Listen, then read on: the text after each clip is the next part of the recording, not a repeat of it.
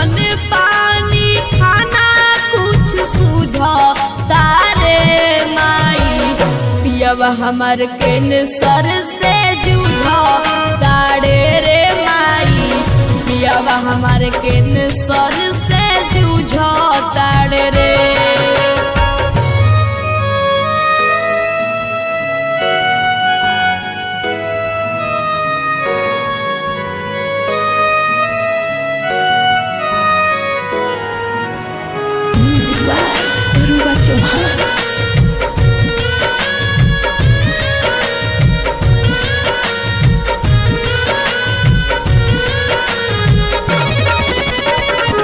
दिनो दिनो बिगड़ता पियवा के दासा।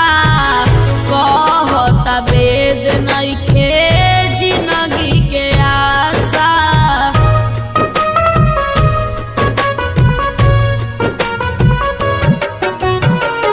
दिनो दिनो बिगड़ता पियवा के दासा।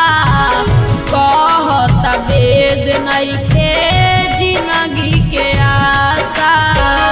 कैसन विधाता हमारे लिखल तकदीर के।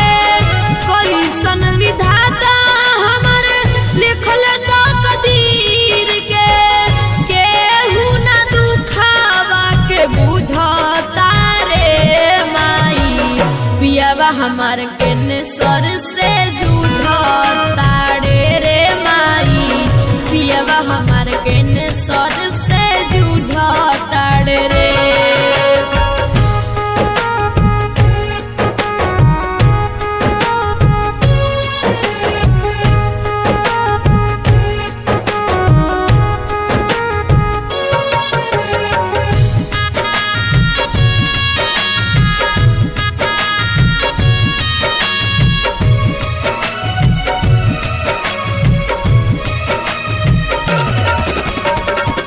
घरवा दुआर बिकल खेतवा बखरिया।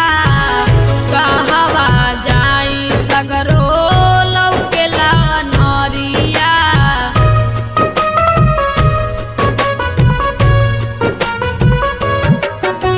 घरवा दुआर बिकल खेतवा बखरिया। कहवा जाई सगरो लौकता अनहरिया। खइला बिना बचावा त फुट फुट के रोवे। खइला बिना बचावा त फुट फुट के रोवे। खाली बरतनवा पलू झ ताड़े रे माई। पियवा हमार